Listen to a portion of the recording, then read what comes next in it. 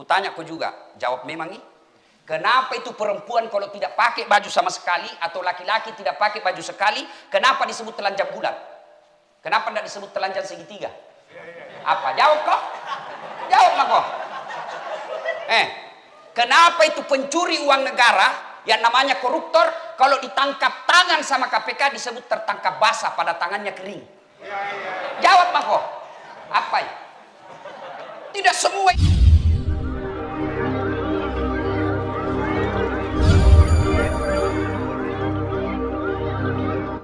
Orang Islam jangankan yang haram, yang halal mampu kita kendalikan.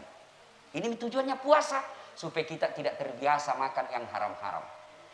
Ibu bapak, saudara-saudara, puasa aku rasa pakai masker. Lingu aku puas cara memakai masker. Kubuka saja di. Dengan catatan yang lain pakai. Kalau saya buka, yang lain pakai. Anak muda pakai maskermu deh. Pakai maskermu. Jangan kau anggap remeh nih ya. Pakai masker. Kemudian dimatikan ini kipas. Minta tolong di, bisa kita keringat sedikit di, bisa gitu, dimatikan ini kipas. Karena kalau saya cerita tidak pakai masker, droplet saya itu liur yang keluar patek-patek tidak kelihatan, tambah jauh ini terbang. Kalau mati ini kipas, di sini ji. Pak Firdaus jina kena. Tapi pakai masker jadi aman. Tolong tuh enaknya kalau ndak ada kipas tuh, suara tidak seperti bising. Nah ini jeleknya kalau kipas begini pak. Sekalian saya kasih ke ilmu ini pengurus masjid. Kenapa mic mengurangi bos? Ya mic dikurangi. Kasih keras-keras sedikit. Saya kasih ke ilmu ini ya. Yang saya pelajari. Itu AC tidak baku cocok dengan kipas. Kenapa ada AC? Nah panas orang. Apa sebabnya? Tidak baku cocok. Ibaratnya minyak dengan air. Tidak bisa baku campur. Itu kipas tidak boleh tertutup ruangan.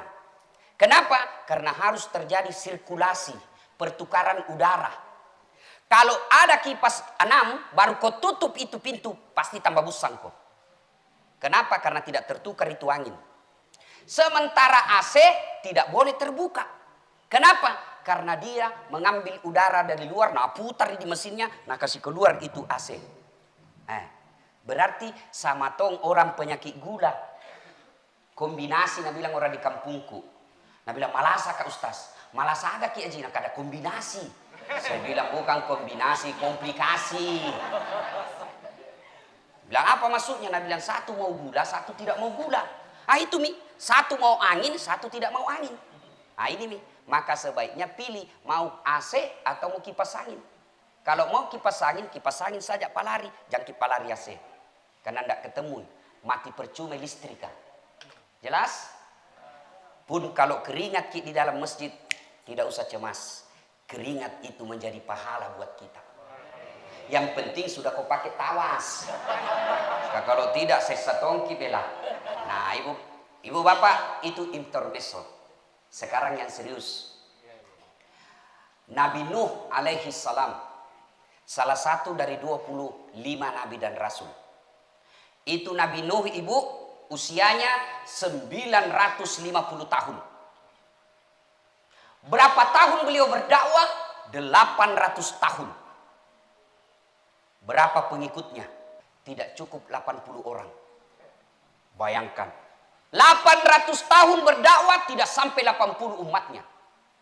Masya Allah. Berarti 10 tahun 1 orang ikuti. Kurang ajarnya umatnya Nabi Nuh waktu itu. Kalau Nabi Nuh berceramah, umatnya nah tutup telinganya begini. Ceramah kok. Tenang alangir iki. Itu umatnya Nabi Nuh. Kalau jamaahnya das atlatif, kalau kita ceramah, ndak na tutup telingana, tapi na ambil HP na. Jangan kau ketawa, serius ke ini. Berarti njo megang HP kalau saya ceramah kepala batu kecilaka. Simpan dulu itu HP nu. Langir saya kok ceramah. Sebentar pilih WhatsApp kok. Baik itu kalau bukan saya gosip. Langsung na foto baru nak kirim di grupnya. Itu ji baju na waktu na di YouTube.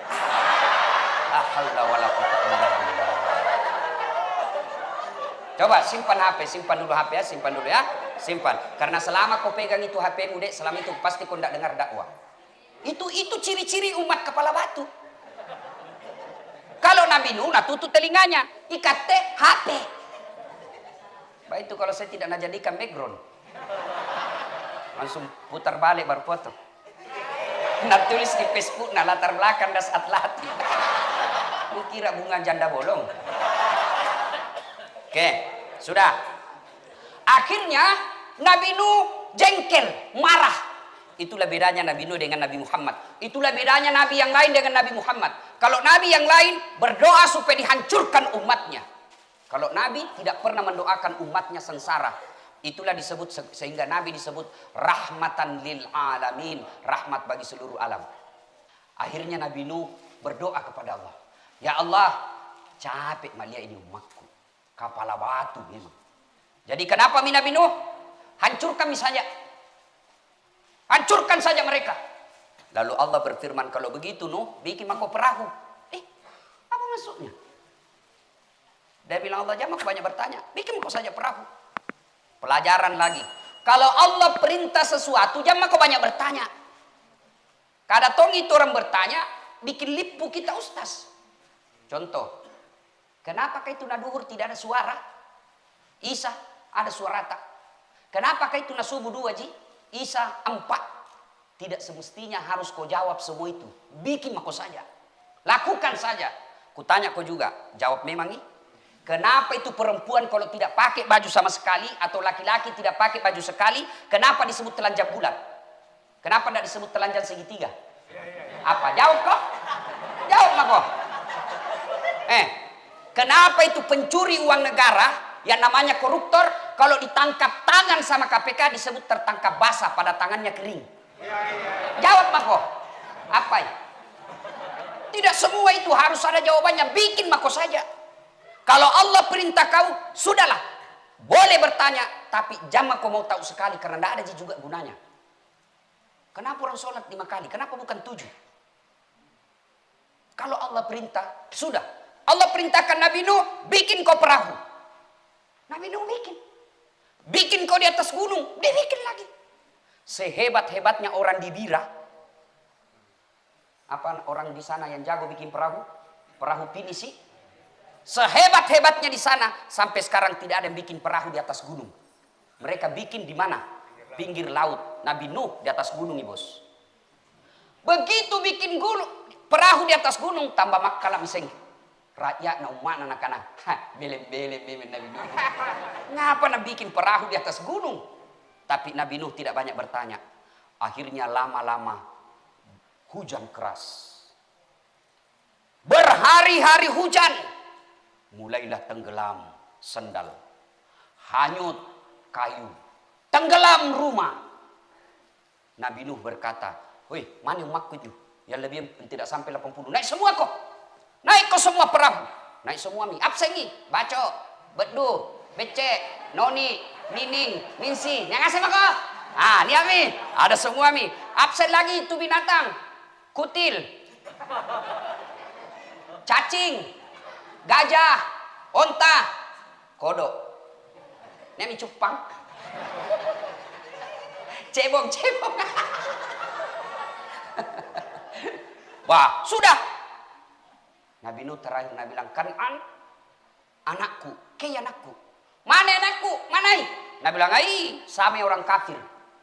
Ndak ikut ya Rasulullah, dia tidak ikut. Oh kodong, kamasena. Kan'an anakku, naik kau perahu. Nah kan nanti aja. Oh kodong, naik kau, tenggelam kau nanti. Nabi bilang, berenang nggak? Nabi bilang, sini kau sayangku, sini kau naik kau. Nabi bilang, nanti aja. Kalau capek kau berenang, Nabi bilang, naik di pohon. Tenggelam juga itu pohon. Nanti Nabi bilang, naik lagi, berenang lagi. Akhirnya tenggelam semua rumah. Tenggelam pula gunung. Bayangkan adik-adik, gunung tenggelam. Apa? Sekejam-kejamnya bencana di Indonesia, yang ada hanya batu itu gunung. Mengeluarkan lahar. Sekejam-kejamnya laut di Indonesia, belum pernah menenggelamkan gunung. Paling air jalan-jalan ke laut, kembali ke laut ambil manusia. Dia tsunami. Jalan-jalan itu air ke perkampungan, pulang nggak bawa itu manusia. Tsunami. Paling kejam gunung Indonesia, gempa. Tapi belum ada di Indonesia banjir tenggelam gunung. Umatnya Nabi Nuh rasakan itu. Hancur mereka tenggelam. Meninggal semuanya. Setelah beberapa hari tidak hujan, surut, turun. Seluruh binatang turun dari perahu. Manusia turun. Berkembang biak lagi. Sampai maki kita ini. Sini maki sekarang. Nah sekarang apa hikmahnya? Ini cerita. Yang ada dalam Quran ini cerita. Ini bukan dongeng, bukan sinetron. Apa hikmahnya? Satu.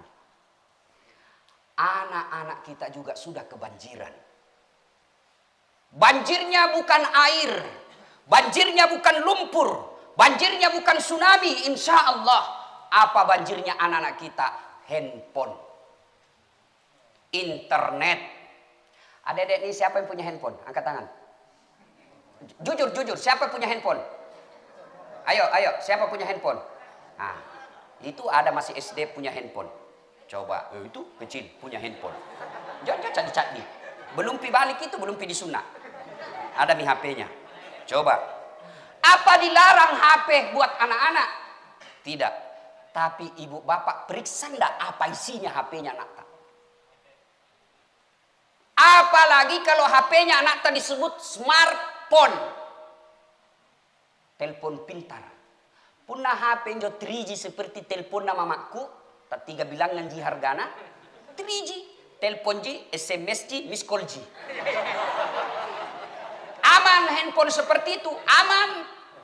Tapi kalau sudah punya kamera. Sudah punya fasilitas WhatsApp. Sudah punya fasilitas aplikasi-aplikasi lain.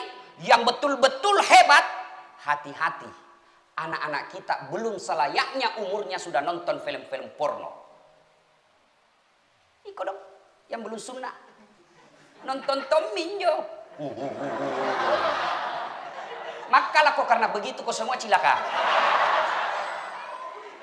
Ayo. Itu handphoneku selama Ramadan. Banyak sekali anak-anak curhat. Tidak kurang dari 10 anak-anak remaja curhat. Apa dia curhatkan? Berzina tangan. Tahu mak artinya toh? Anak muda? Tidak boleh orang vulgar. Zina tangan. Itu. Mengerti mak kok? Atau pura-pura kau tidak mengerti? Mau kau sendiri jelaskan puasa orang. Saya telusuri. Saya jawab, Dek, itu dosa besar. Bagian dari zina. Nah sendiri jatuh Ustaz. Iya, namanya zina tangan. Kalau kau lakukan dan tidak berhenti, maka jiwamu yang rusak, jiwa rusak. Dan nanti kalau kau begitu sudah punya istri, lobek mako. Contoh, pengumuman PLN. Sebentar malam akan dimatikan lampu. Maka beli mako senter pagi. Pakai itu apa? Lampu apa namanya? Lampu cas. Pagi kau beli. Mulai jam 10, mu kasih menyala memang nih. Nyala terus sampai sore. Begitu jam 6, lobek nih. Hilang lampunya. Tiba jam 7, gelap. Mati lampumu, lampu HP jo. Lobek nih. Singkam matongin jo bos. Waktu mu muda mu pakai. Begitu tua kok. Ada misteri tu, lobek nih. Yang kau ketawa cewek ini urusan laki-laki. Nah. Saya tanya. Kenapa kau bisa lakukan itu? Sudah mak tobat ini. Nah biar bulan puasa pak. Saya bilang kenapa bisa kau lakukan? Nah bilang Ustaz. Selalu kak berpikir begitu. Kenapa bisa? Karena saya selalu nonton film-film porno. Itu. Anak tak bagus. Tapi temannya rusak ya anak tak melalui handphone.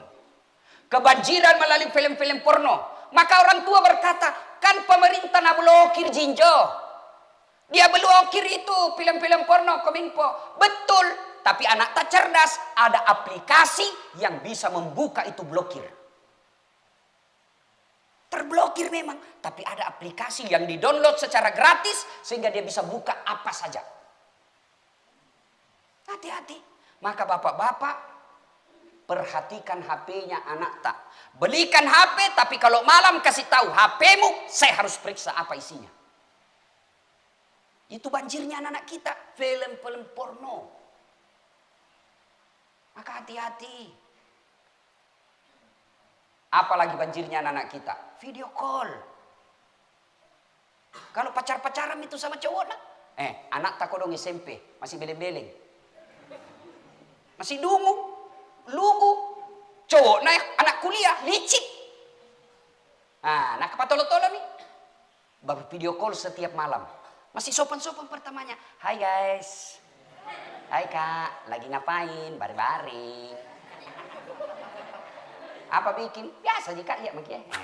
Itu 1 minggu selalu begitu. Airnya meningkat lagi, naik lagi tuh air.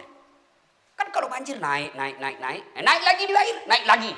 Apa mulainya apa? Lihat kak bedek di data dek. Mulai itu banjir, mulai mi. Apa lagi? Ya, kasih dekat-dekat saya. Nah, 1 minggu itu, 1 minggu. Akhirnya naik lagi airnya. Buka mi lagi lidahnya, apa nak bilang? Buka bedek kan cinta dek. Sudah. Ai kak, dek putih nadi. Lagi, mau bedek yang bawa-bawa lagi. Banjir. 3 bulan dia begitu selalu video call. Akhirnya ketemu. Mulai lihat kebanjiran tenggelam. Karena bilang apa? Kak selalu jadi lihat. Lesai ke asli nah. Terbawa arus. Setan menghasut mereka. Setan menguasai mereka. Akhirnya terjadi perzinahan. 1 bulan kemudian tidak datang bulan. 3 bulan makin tidak datang bulan. Makin gelisah anak gadis kita. Maka dia tidak pernah lagi muncul. Takut ketahuan, akhirnya kemana? Ke bidan jahat. Bidan aborsi. Akhirnya anaknya aborsi, usianya SMP, terjadi pendarahan, meninggal dia dalam aborsi. Na'udzubillah min zalik. Mati kafir anak kita. Itu semua kebanjiran anak kita. Maka hati-hati itu HP-nya anak tak berawal dari smartphone. 2, banjirnya anak tadi. 1, HP dan internet. Sekarang yang kedua, banjirnya anak kita apa? Runtuhnya moral dan adab. Anak-anak kita cerdas. Male, injo anak-anak kah? Bayangkan saya saja 2 ku pegang 2 jari, 2 tangan kak ketik. Masih salah-salah ketik. Injo anak-anak sekarang pak, naik motor mengetiki. Pintarnya itu anak-anak sekarang pak. Coba. Tapi apanya anak-anak kita yang runtuh? Moral dan adabnya. Anak-anak bukan cuma anak belajar umum. Belajar agama pun anak-anak kita banyak tidak punya adab. Hebat hadis dia kuasai. Hebat pemahaman agamanya. Tapi adabnya kurang. Padahal puncak dari semua ilmu. Adab. Sopan santun, tata krama. Contoh saya kasih ya, adab. Kalau adik-adik merasa tidak mau berdoa berjamaah, merasa tidak boleh jabat tangan setelah sholat, merasa tidak ada doa bersama-sama, oke lah, kau hargai orang yang doa bersama, jangan kau duduk di depan, di belakang mah kau duduk. Di belakang kau ambil saf, karena biasanya mereka assalamualaikum langsung lompat. Tidak ada adabmu itu bos. Kau lewat-lewati orang tua, biar hitam jidatmu salat tidak ada nilaimu di hadapan Allah. Nabi pernah ditanya, ya Rasulullah, untuk apa kau diutus ke muka bumi ini?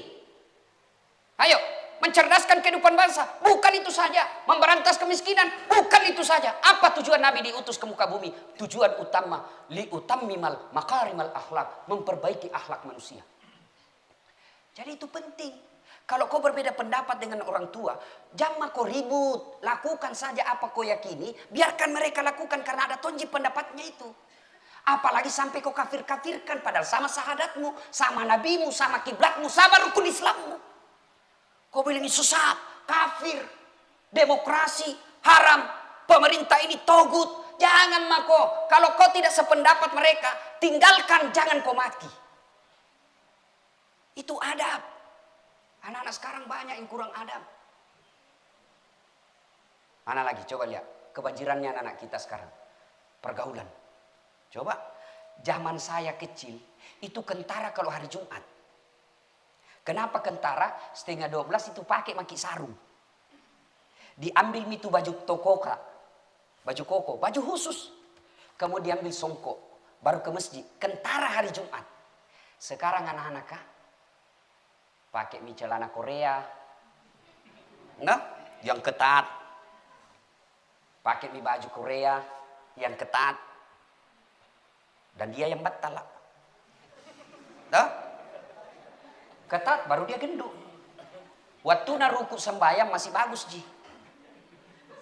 Sekali nasuju, oh male, niat celengan riboko. Nah, itu semua adab. Ibu bapak saudara-saudara sekalian. Nah, akhirnya banyak mau disampaikan tapi waktu terbatas. Jadilah anak yang baik. Bagaimana cara menyelamatkan anak kita? Bukan lagi ditarik ke perahu. Bagaimana menyelamatkan anak kita? Sini kau nak, masuk ke masjid. Ini mi perahu. Sini kau nak, masuk kau ke masjid. Bapak-bapak yang saya muliakan. Biar mi anak tak tidak juara kelas. Biar mi anak tak tidak lulus jadi polisi. Biar mi anak tak tidak lulus di kedokteran. Tapi tiap subuh kita lihat ya anak tak pergi ke masjid. Kaya mako bos. Biarlah anak kita kerjanya kasihan hanya loper koran. Kerjanya kasihan hanya jual-jual tisu di pinggir jalan.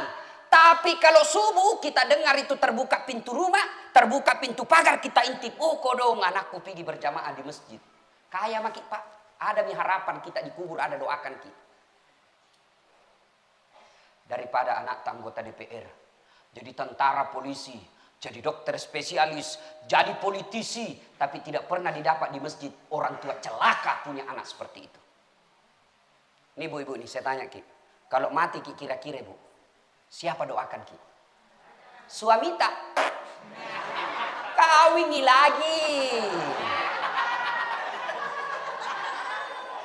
Jantung kok ketawa anak muda kendari istrimu. Lalu siapa yang doakan kita? Anak. Saudara. Saya ini. Saudara kak. Doakan adekna. Ku ingat pi. Tapi siapa yang selalu saya doakan ketika saya sujud dalam sholatku? Orang tuaku. Maka datangkan anak-anak kita ke masjid. Saya selama COVID ini beberapa bulan terakhir baru kak sadar. Ternyata cara Allah pelihara saya, rumah yang selalu saya tempati selalu dekat dari masjid. Ramadan pi baru kak COVID pi. Oh Masya Allah. Rumahku di kampung tidak sampai 200 meter. Tidak sampai. Dekat sekitar 100 meter barangkali. Saya pindah tamat